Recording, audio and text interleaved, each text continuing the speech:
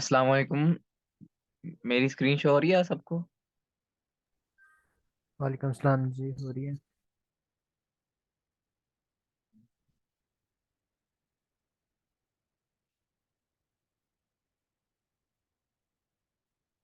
सही। सबसे पहले आप सबके पास इलस्ट्रेटर तो नहीं होगा, तो मैं आपको सबको एक लिंक भेज रहा हूँ। उधर से आप इलस्ट्रेटर इंस्टॉल करेंगे। ठीक है। एडोब इलस्ट्रेटर, इसमें ये टूल है, हम यूज़ करेंगे अपनी सारा तमाम ग्राफिक्स डिज़ाइनिंग के लिए।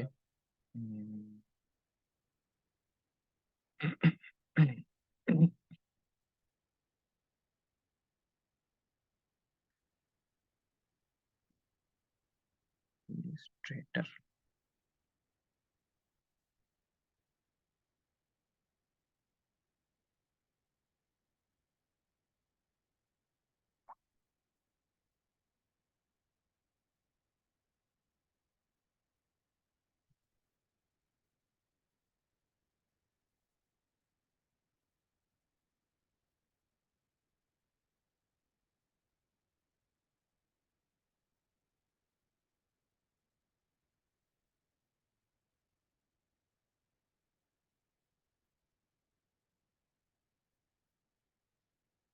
ये लिंक एक भेजा है मैंने ग्रुप में।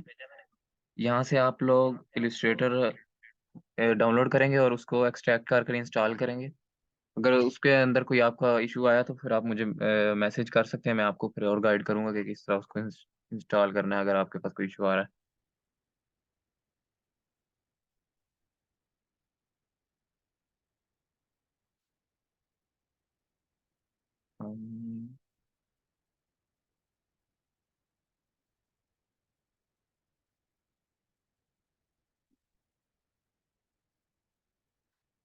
कुछ स्टूडेंट्स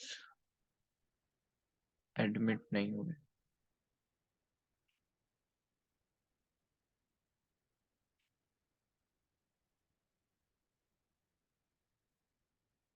ठीक। सबसे पहले यहाँ पर हमारे पास ऑप्शन होता है क्रिएट न्यू का। यहाँ से हम अपनी न्यू फाइल क्रिएट करते हैं और उसके बाद ऑप्शन है हमारे पास ओपन का। इससे हम कोई एग्जिस्टिंग हमारी कोई पुराना हम कोई प्रोजेक्ट बना रहे थे इलिस्ट्रेटर में, एडोब इलिस्ट्रेटर में, तो उसकी फाइल्स हमें शो होती हैं और हम उनको ओपन कर कर एडिट कर सकते। एक मिनट, ये मैं कुछ स्टूडेंट्स एडमिट नहीं है, उनको एडमिट कर दूँ।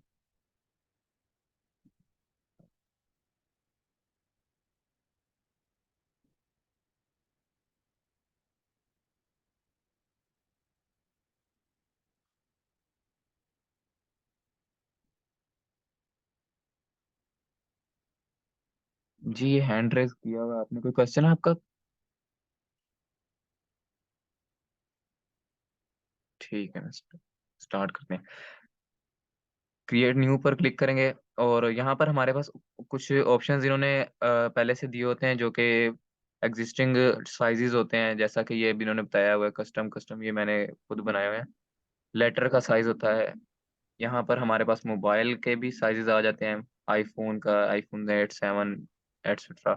वेबसाइट वेब साइजेस, इसमें हम कोई भी वेब पेज बनाना हो उसके लिए साइजेस इधर हमें गिवन है। प्रिंट, कोई हमें हमने कोई लार्ज साइज में प्रिंट्स निकालने होते हैं, पोस्टर्स वगैरह, बैनर्स वगैरह, उनके लिए यहाँ पर हमें गिवन है साइजेस। फिर कोई फिल्म एंड वीडियो का साइज हो, art and illustration etcetera etcetera. फिलहाल हम लोग यहाँ पर अपनी मर्जी का साइज बना रहे हैं, जिस जो कि हम रख रहे हैं 1080 पिक्सल्स। 1080, 1080 ऊपर हमने इसकी विड्थ दी है और नीचे हमने इसकी हाइट दे दी है। अपने आर्ट बोर्ड होता है एक, जिसके ऊपर हम अपना काम करते हैं, उस आर्ट बोर्ड का साइज दे दिया हमने। और ये हम पॉइंट्स में नहीं, पिक्सल्स में देंगे। कोई भी स्क्रीन है उसमें हमारे पास पिक्सल्स यूज होते हैं, तो हम अपना साइज पिक्सल में देंगे। आर्ट बोर्ड हम एक ही रखेंगे फिलहाल, हम क्योंकि एक ही अपना प्रोजेक्ट बना रहे हैं अभी, तो एक आर्ट बोर्ड रखेंगे और सिंपली हम इधर क्रिएट पर क्लिक कर देंगे और हमारा फाइल क्रिएट हो जाएगी। ये इसका इंटरफेस आ गया। सबसे पहले आज आपको सिर्फ जो है टूल्स का इंट्रोडक्शन दिया जाएगा और टूल्स के बारे में बताया जाएगा, बेसिक सारे जितने इसमें टूल्स यूज होते हैं, और साथ में बेसिक थोड़ा बहुत उनको इस्तेमाल करने का तरीका भी बताया जाए। ये हमारे पास सिलेक्शन टूल है, इससे हमने अपना ऑब्जेक्ट सेलेक्ट कर कर कहीं भी मूव करना होता है और सिलेक्ट कर सकते हैं हम उसको। अब जैसे उसके बाद हमारे पास ये डायरेक्ट सिलेक्शन टूल है, के थ्रू हम अपने ऑब्जेक्ट को एडिट भी कर सकते हैं, शेप हो, कोई भी पिक्चर हो, उसके अंदर ये सिलेक्शन टूल सिर्फ़ उसको सिलेक्ट करके मूव करवाता है या रिसाइज़ करवाता है। लेकिन डायरेक्ट सिलेक्शन टूल जो है, इसके थ्रू हम उसमें और भी बहुत सारी ऑप्शंस हैं आते हैं, वो जब आप शेप्स यूज़ करेंगे फिर आपको मैं साथ-साथ बताता हूँ। ये हमारे पास शेप बिल्डर टूल है, रेक्टेंगल टूल, इसमें राइट क्लिक करेंगे हम, इसमें हमारे पास और भी ऑप्शंस आ जाएँगे जैसे कि राउंडेड रेक्टेंगल है, एलिप्स है हमारे पास, पॉलीगॉन टूल है, स्टार टूल है, फ्लेयर टूल है। आज हम ये सारी शेप्स बनाना सीखेंगे। ये सबसे पहले हम रेक्टेंगल एक बना लेते हैं। ये मैंने सिंपली इसको ड्रॉ किया और ये मेरे पास रेक्टेंगल ड्रॉ हो गई। ये इसका कलर यहाँ पर शो हो रहा है। आपको स्क्रीन विज़िबल है ना सबको? जी विजुअल। कहीं पर कोई इश्यू हो तो मुझे यहाँ चैट में मैसेज कर दीजिए, मैं चैट चैट देख रहा हूँ आप लोगों की, ठीक है? ये हमारा पास इस जगह पर इसका कलर शो हो रहा है। ये हमने एक शेप लाया है, इसका हमें यहाँ पर कलर शो हो रहा है और नीचे जो है, नीचे वाली जो वैल्यू है, ये हमारे पास स्ट्रोक शो हो रहा है। स्ट्रोक क्या होता है? किसी भी शेप की आउटलाइन को हम स्ट्रोक बोलते हैं। ये छोटा-सा एक एरो का साइन हमें शो हो रहा है, ये आपको ज़ूम करके दिखा देता हूँ। ये आप देख सकते हैं यहाँ पर, ये वाला छोटा-सा जो एरो का साइन है, इसके थ्रू हम फ्लिप कर सकते हैं। यानी हमारा कलर जो है स्ट्रोक वाला कलर शेप के अंदर फिल में चला जाएगा और अंदर शेप वाला कलर जो है वो स्ट्रोक में चला जाएगा। फिलहाल हम अपनी शेप का स्ट्रोक जो है उसको ये इस वाले आइकन से नन कर देंगे, यानी हमारा कोई स्ट्रोक ना हो शेप का, ठीक है? इधर हम अब सिलेक्शन टूल को पर दोबारा आ जाएँगे, ये आपको साथ-साथ बता भी रहा है कि सिलेक्शन टूल है, किस तरह हम इसके थ्रू अपने ऑब्जेक्ट्स को पकड़ कर मूव करवा सकते हैं। इस सिलेक्शन टूल के थ्रू मैं अपने ऑब्जेक्ट को कहीं पर भी मूव कर सकता हूँ, मैंने कहीं भी कोई डिज़ाइन बनाना है उसमें, कहीं भी इसको मूव करवाना है। अच्छा, अब इसी सिलेक्शन टूल के थ्रू हम अपनी शेप्स को रिसाइज़ भी कर सकते हैं, ये जैसे मैंने अभी रिसाइज़ किया। और अगर अब हम इस जगह पर शिफ्ट का बटन की प्रेस करके इसको रीसाइज़ करेंगे, तो ये विड्थ और हाइट इसकी दोनों एक साथ इक्वली रीसाइज़ होंगी, पैरेलली, ठीक है? इसी तरह यहाँ पर और भी शेप्स हम ऐड कर लेते हैं, जैसे कि इसको छोटा कर लेते हैं थोड़ा। एक और शेप हम इधर लाते हैं एलिप्स टूल के थ्रू, यहाँ हम इसे ड्रॉ करते हैं। अब ये हमारे पास एक एलिप्स बना रहा है। अब हमें एक सर्कल चाहिए, सर्कल एलिप्स तो ये हमारे पास आ गई, अब हम इसको किस तरह रीसाइज़ करते-करते सर्कल बनाने की कोशिश करेंगे, लेकिन ये परफेक्ट सर्कल नहीं बन सकेगा। इसलिए हम दोबारा से शिफ्ट की प्रेस करेंगे। शिफ्ट की आपने याद रखनी है, ये हर हर जगह पे आपकी इस्तेमाल होनी है शिफ्ट की, ठीक है? शिफ्ट की को हम प्रेस कर कर जब अपना ड्रॉ करेंगे, तो ये हर जगह से बराबर ड्रॉ होगा, यानी इसकी रेडियस हर तरफ से सेम होगा, एक परफेक्ट सर्कल हमारे पास ड्रॉ हो जाएगा, ठीक है?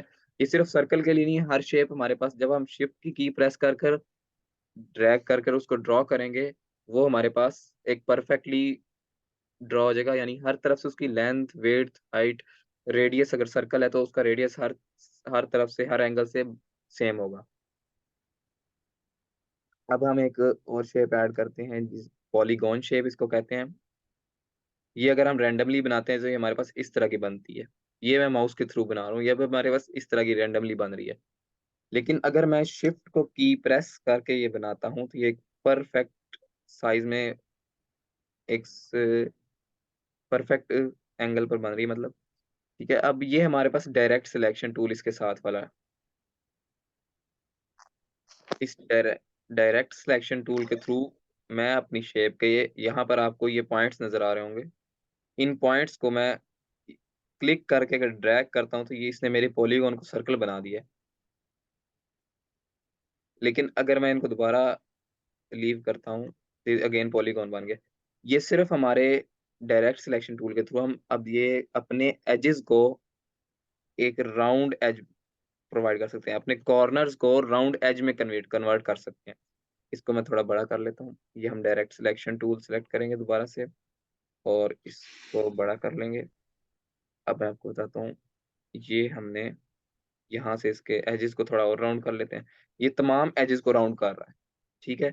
अब अगर मैं चाहता हूँ कि नहीं, मेरे पास सारे एजेस नहीं, सिर्फ एक एज जो है वो इस शेप का राउंड हो, तो पहले मैं इस सर्कल पर क्लिक करूंगा सिंपली, उसके बाद छोड़ दूंगा की माउस की, उसके बाद दोबारा इसको लेफ्ट लेफ्ट माउस की लेफ्ट क्लिक से दबा कर ड्रैग करूंगा, तो सिर्फ इस वाले एज को ये बेंड कर देगा।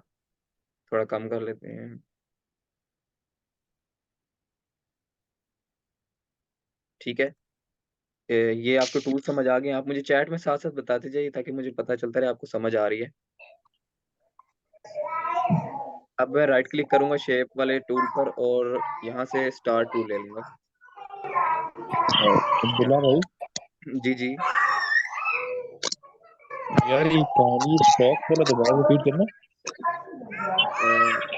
आपके पीछे शोर बहुत आ रहा है, आप काइंडली चैट में अगर लिखते हैं, मुझे समझ नहीं आ रही।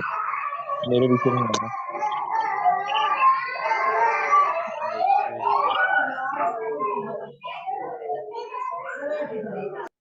आप बोलें। हाँ, तो मैं कह रहा था स्ट्रोक्स वाला दोबारा बताना। स्ट्रोक वाला, ठीक। ये आपके पास एक रैंडम शेप मैं यहाँ पर ले आता हूँ अपनी, इसको थोड़ा सा रीसाइज कर लेते हैं, शिफ्ट की प्रेस करके ड्रैग करके यहाँ से। अब मैं, ये आप पूछना चाह रहे हैं स्ट्रोक, ये जो बायर वाली चीज शो हो रही है ना हमें, एक तो ये वाला है, एक ये, मैं इसको जूम कर लेता हूँ। एक हमें ये वाला बॉक्स शो हो रहा है और एक इसकी बैक पर ये वाला बॉक्स। इस बॉक्स का मतलब है कि इस किसी भी शेप की आउटलाइन, आउटलाइन यानी स्ट्रोक, इस स्ट्रोक को हमने ये नन किया हुआ है। इस रेड निशान का मतलब है कि ये नन, यानी हमारा शेप की कोई आउटलाइन नहीं है, कोई स्ट्रोक नहीं है, ठीक है। स्ट्रोक यानी आउटलाइन होती है। अब अगर मैं इस स्ट्रोक को कलर दे देता हूँ, फॉर एग्जांपल मैं यहाँ पर रेड कर देता हूँ, ये देखिए हमारी शेप शेप जो थी इसके इर्द गिर्द रेड कलर आ गया। मैं इसको थोड़ा स्ट्रोक को जो है ना इंक्रीज कर देता हूँ यहाँ से। अब हम अपने स्ट्रोक को इंक्रीज करेंगे, ये यहाँ पर हमें शो हो रहा है कि कितने पॉइंट का स्ट्रोक है, 1 पॉइंट का। अब मैं इसको स्ट्रोक को थोड़ा बढ़ाता हूँ, ये देखिए ये मेरा स्ट्रोक वाइड हो गया, थोड़ा सा चौड़ा हो गया, ठीक है। ये स्ट्रोक है हमारा, ठीक है। आपको स्ट्रोक समझ आया? हाँ, जज़ाकल्लाह। जी। अगर मैं ये वाला एरो पे क्लिक करता हूँ तो ये मेरे स्ट्रोक को शेप के फिल में कन्वर्ट कर देगा और फिल को जो है स्ट्रोक में भेज देगा, यानी दोनों के कलर इंटरचेंज हो जाएंगे आपस में। अब मैं फिलहाल इसको नन कर देता हूँ स्ट्रोक को, और ये मेरी शेप यहाँ पर तैयार है। अब ये देखिए यहाँ पर मैं अपनी शेप लाया हूँ तो मुझे ये बैक पर शो हो रही है। अब ये शेप मुझे लेकर आनी है फ्रंट पर, ये बैक पर क्यों शो हो रही है? मैं चाहता हूँ ये शेप मेरी फ्रंट पर आ जाए। मैं इस पे सिंपली राइट क्लिक करूंगा, यहाँ पर अरेंज का ऑप्शन आ रहा है, फिर मैं इसके ऊपर लिखा हुआ है ब्रिंग टू फ्रंट और bring forward. Bring to front का मतलब है कि बिल्कुल सबसे ही फ्रंट पर आ जाइए, और ब्रिंग फॉरवर्ड का मतलब है कि एक किसी एक शेप के इसके आगे जो पहली शेप है सिर्फ उसके आगे आ जाए। मैं अभी ब्रिंग फॉरवर्ड करता हूँ, ये देखिए इसके आगे पहले वो शेप थी, ये उस शेप के आगे आ गया। उसके बाद मैं अगेन इसको ब्रिंग टू फॉरवर्ड करता हूँ, ब्रिंग टू फ्रंट। अब ये सबसे फ्रंट पर आ गया, ठीक है। लेकिन अब मैं इसको बैक पर, अब अगर मैं बैक पे भेजना चाहता हूँ तो मैं करूँगा सेम उसी स्टेप को फॉलो करूँगा। यहाँ पर हम सेंड बैकवर्ड कर देंगे, सेंड टू बैक, ये बिल्कुल बैक पर चली गई। अगर मैं इसका साइज मैनुअली चेंज करना चाहता हूँ, एक तो हम इसका साइज अभी हाथ से रीसाइज कर रहे हैं इसको इस तरह पकड़ कर, लेकिन अगर मैं इसका साइज अपनी मर्जी का रखना चाहता हूँ तो मैं यहाँ पर राइट पर, ये मुझे प्रॉपर्टीज के पैनल में शो हो रहा है साइज इसका, इसको मैं सिलेक्ट करूंगा और यहाँ पर मैं लिख दूंगा मेरे हमारे आर्टबोर्ड का साइज क्या था, 1080 विड्थ थी और 1080 उसकी हाइट थी। अब मैं यहीं पर उसका 1080 विड्थ कर दूंगा और ये देखिए चेंज हो रहा है साथ कंट्रोल, इस सारे को मिटाकर 1080 ही मैं इसकी हाइट कर दूंगा और एंटर दबाऊंगा, और ये पूरा जो है स्क्वायर था ये मेरे बैक वाले आर्ट बोर्ड के बिल्कुल बराबर हो चुका है, यानी एक हमारा बैकग्राउंड तैयार हो गया। इस बैकग्राउंड में हम कोई भी कलर ऐड कर सकते हैं, जैसे अब मैं ये तो फिलहाल येलो कर लेता हूँ, सिलेक्ट करके येलो स्ट्रोक सिलेक्ट हुआ है। ये आपने ध्यान रखना है कि आपका हर बार यहाँ पर फिल ही सिलेक्ट हो। अगर आप स्ट्रोक के साथ काम करें तब आपका स्ट्रोक सेट हो, अगर आप फिल के साथ काम करें तो आपका फिल सिलेक्ट हो। वरना ये जो सिलेक्ट होगा उस पे काम करता रहेगा और आपको लगेगा कि आपकी शेप का कलर क्यों नहीं चेंज हो रहा। तो ये सारा प्रॉब्लम यहाँ पर फिल एंड स्ट्रोक के ऊपर आ रही होती है आपकी। अब ये शेप मेरी यहाँ कहीं पड़ी है और मैं इसको हाथ से मैनुअली बराबर कर कर ला रहा हूँ, अपने बैकग्राउंड में फिट कर रहा हूँ। तो ये थोड़ा डिफिकल्ट होता है क्योंकि ये परफेक्टली अभी भी यहाँ पर सेव नहीं होगा, बराबर नहीं हुआ होगा। यहाँ ये हमारे पास ज़ूम टूल है। अब मैं इसको यहाँ पे ज़ूम करके देखता हूँ, ये देखिए, पर बिल्कुल परफेक्टली यहाँ पर अभी भी ये नहीं हुआ। इसके लिए हम क्या करेंगे, कंट्रोल 0 दबाएँगे, ये बिल्कुल फिट हो गया, ठीक है। अभी हम इसके लिए क्या करेंगे, ये हमारी शेप रैंडमली कहीं भी पड़ी है, इसके यहाँ पर हमें अलाइनमेंट शो हो रही है। एक यहाँ ऊपर भी शो हो रही है और एक हमें यहाँ साइड पर भी शो होगी। साइड पर जो शो हो रही है, इसमें हम ये सेंटर लाइन है बिल्कुल, हमारा सेंटर में आ गया। जो शेप थी या पिक्चर या कोई भी चीज़ आपकी ऊपर पड़ी हुई है ना, टेक्स्ट है, वेक्टर कोई भी चीज़ है, वो आपकी सेंटर में आ गई। अब ये एक और ऑप्शन है, यहाँ से हमारी मिडल में चली गई। ये अब बिल्कुल परफेक्टली उसके ऊपर बैठ चुका है, ठीक है? अब हमारे पास एक और नेक्स्ट टूल आता है, टेक्स्ट टूल। टाइप टूल भी इसको कहते हैं। टेक्स्ट टूल के थ्रू हम कोई भी टेक्स्ट राइट कर सकते हैं और किसी भी फ़ॉन्ट में। अब इधर एक हम फ़र्ज़ करें लिखते हैं कि हम नेम का एक टेक्स्ट लिख लेते हैं। अब दोबारा हम अपने सिलेक्शन टूल में जाएँगे। सिलेक्शन टूल आपका हमेशा यूज़ होगा ही होगा, ठीक है? कोई और टूल हो सकता है आपका कभी यूज़ ना हो, कभी हो, तो सिलेक्शन टूल तो हमेशा यूज़ होना है। ये हम हमने टेक्स्ट को थोड़ा बड़ा कर लिया अपना, सिलेक्शन टूल के थ्रू। इस टेक्स्ट को हम कोई भी कलर दे सकते हैं, यहाँ से दे देते हैं, रेड दे देते हैं, ठीक है? अच्छा, टेक्स्ट का कोई भी स्ट्रोक नहीं होता। आप चाहे यहाँ से ट्राई करके देख लीजिए, ये देखिए मैं अगर ब्लैक करता हूँ टेक्स्ट का रेड,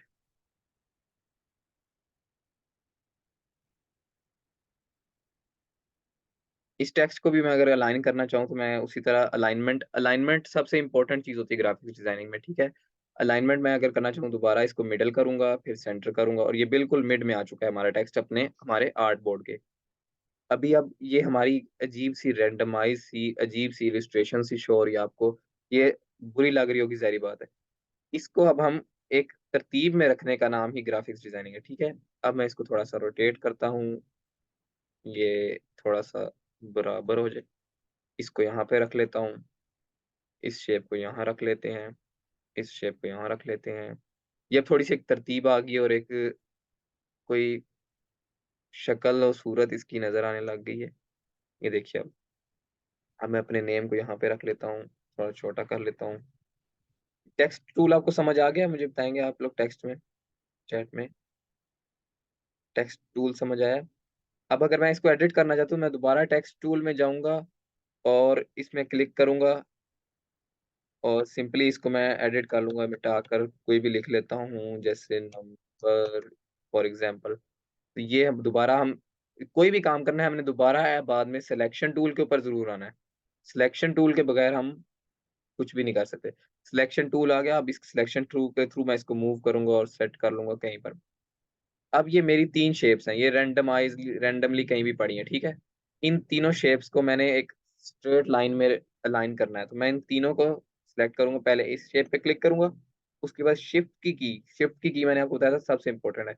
शिफ्ट की पर प्रेस करके साथ इस पे क्लिक करूँगा और शिफ्ट की प्रेस करके इस पे क्लिक करूँगा। जी, मैं बताता हूँ। इसको फिर मैं अलाइनमेंट अपने इधर अलाइनमेंट टूल सेक्शन में जाऊँगा और ये मेरे पास काफ़ी सारे, अब ये अगर हम इस टूल को यूज़ करते हैं, ये सारी लेफ्ट अलाइन हो गई हैं हमारी शेप्स, ठीक है? अब मैं इसको अब फ़िलहाल बैकग्राउंड हटा देता हूँ। अभी मैं इन सबको सिलेक्ट करता हूँ, ठीक है? और अब मैं चाहता हूँ कि ये मिडल हो जाए, मिडल अलाइनमेंट हो गई। अब मैं चाहता हूँ ऊपर से अलाइनमेंट हो जाए, टॉप अलाइनमेंट। अब ये तीनों आपको अगर इनका स्ट्रोक थोड़ा हल्का-सा नज़र आ रहा हो तो ये टॉप अलाइन हो गई हैं, ठीक है? अब ये मैं राइट अलाइन करना चाहता हूँ, ठीक है? अब मैं अगर इनको बॉटम अलाइन कर दूँ, मिडल अलाइन कर दूँ, ये मिड में आ गई तीनों शेप्स। लेकिन लेकिन मैं इनको एक तरतीब से, फ़र्ज़ कीजिए ये मेरे से बराबर नहीं हो रही, ठीक है? मतलब एक लाइन में मैं इनको नहीं रख पा रहा। तो मैं इन तीनों को सिलेक्ट करूँगा और ये वाला वर्टिकल अलाइन सेंटर, इस पे आपको कैप्शन शो हो रहा होगा। इसको मैं क्लिक करूँगा और ये मेरे पास इसको वर्टिकल अलाइन कर देगा, ठीक है? अब ये बिल्कुल परफेक्टली एक स्ट्रेट लाइन में आ चुकी हैं, यानी एक परफेक्टली वर्टिकल अलाइन हो चुकी हैं, ठीक है। जी, इकरा आपका क्या क्वेश्चन था? टेक्स्ट का? टेक्स्ट को अब अगर आप अगेन एडिट करना चाहते हैं तो आप दोबारा टेक्स्ट टूल में जाएँगे, ठीक है? और इस टेक्स्ट पे क्लिक करेंगे, आपको कंट्रोल प्लस ए दबाएँगे तो ये सिलेक्ट ऑल हो जाएगा। कंट्रोल प्लस ए का मतलब है सिलेक्ट ऑल। अब मैं बैक स्पेस दबाऊँगा तो ये मिट जाएगा पूरा। यहाँ पर मैं अपना कोई भी टेक्स्ट लिख सकता हूँ, जैसे कि मैं आई एम अ स्टूडेंट ये लिख दिया, ठीक है? कुछ भी हम यहाँ पर लिख सकते हैं। उसके बाद यहाँ पर बात खत्म नहीं होती, हमने दोबारा अपने सिलेक्शन टूल पर जाना है, तब हम इसको कोई मूव करवा सकते हैं या रीसाइज़ कर सकते हैं, ठीक है? हमने इसको भी रीसाइज़ करने के लिए हमारे पास वही शिफ्ट की जो सबसे इम्पोर्टेंट है, शिफ्ट की के थ्रू अगर रीसाइज़ करेंगे तो हमारा टेक्स्ट ना ही इस तरह से स्ट्रेच होगा, ना ही ये इस तरह से स्ट्रेच होगा, ठीक है? अब मेरे से गलती से अगर स्ट्रेच हो गया है, तो मैं कंट्रोल प्लस ज़ी ये क्लिक करूँगा तो ये दोबारा वहीं अपनी रियल कंडीशन में आ जाएगा। अब मैं इस टेक्स्ट का अगर फ़ॉन्ट चेंज करना चाहता हूँ, तो मेरे पास यहाँ पर फ़ॉन्ट शो हो रहा है माइरियड प्रो, ठीक है? मैं चाहता हूँ कि इसका कोई फ़ॉन्ट ऐसा हो जो गुड लुकिंग हो, अच्छा भी लगे देखने में। तो यहाँ मेरे पास काफ़ी सारे फ़ॉन्ट्स इंस्टॉल हैं, मैं यहाँ पर सिलेक्ट कर लूँगा, ये देखें जैसे-जैसे मैं इस पे लेके जा रहा हूँ, वैसे-वैसे मुझे ये शो कर रहा है कि इस फ़ॉन्ट पर आपकी प्रीव्यू दे रहा है मुझे, कि इस फ़ॉन्ट में आपका टेक्स्ट किस तरह का लगेगा, ये देखिए। मैं फ़िलहाल ये वाला फ़ॉन्ट सिलेक्ट कर लेता हूँ, ठीक है? ये मैंने एक फ़ॉन्ट अपना लिख लिया। अब मैं चाहता हूँ कि मैं ये तो हमारी एक सिंपल हमने टेक्स्ट ऐड किया और एक हेडिंग टाइप हो गई।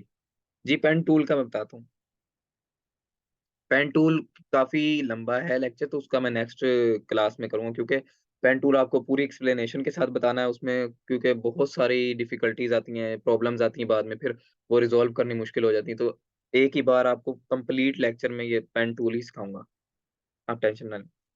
अ, इस टेक्स्ट को अब मैं चाहता हूँ कि ये टेक्स्ट मैं इसमें कलर तो कर सकता हूँ, ठीक है? अच्छा ये हमारी शेप है।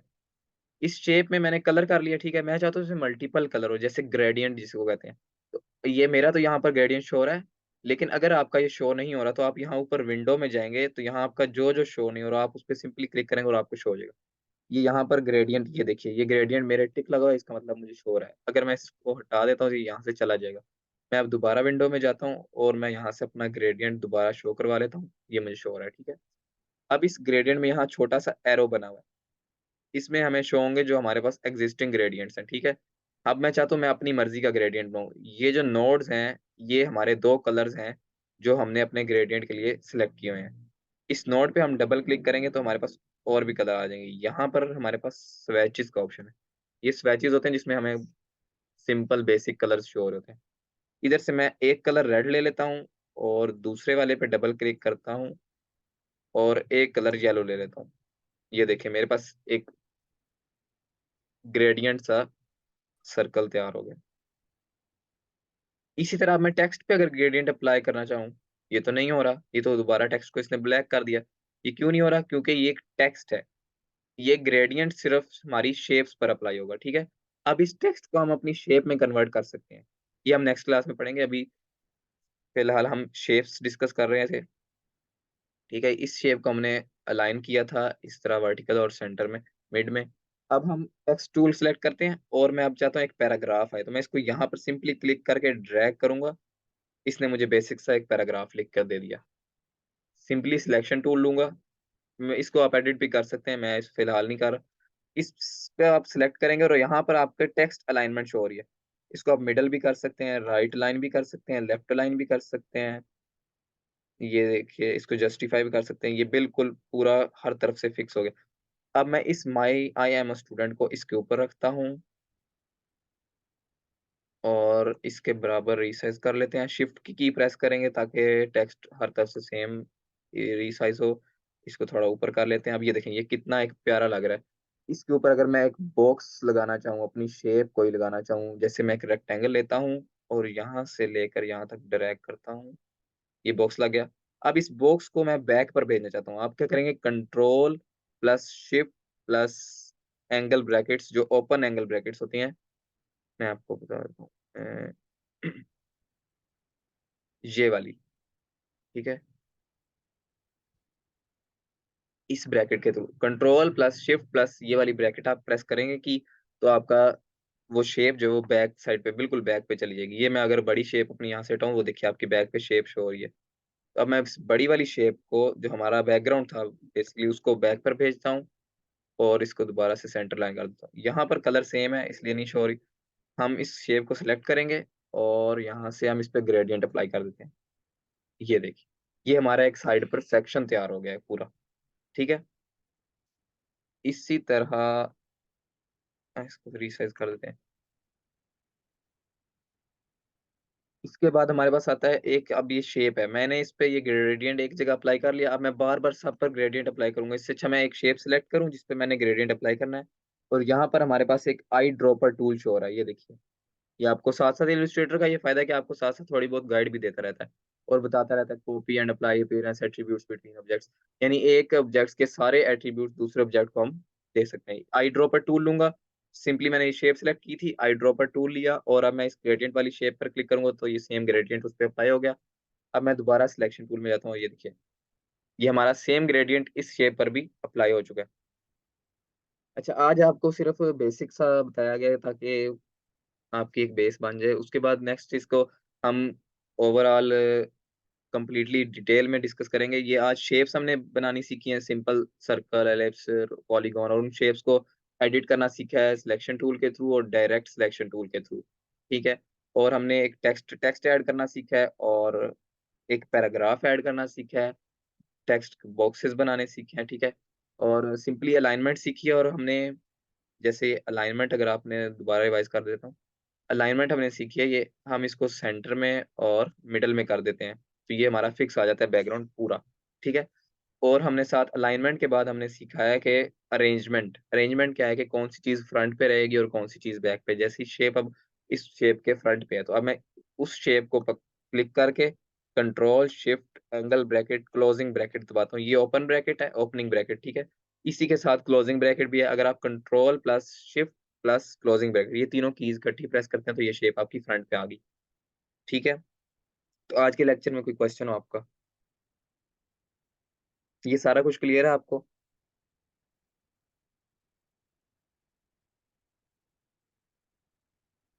ये सबको क्लियर है?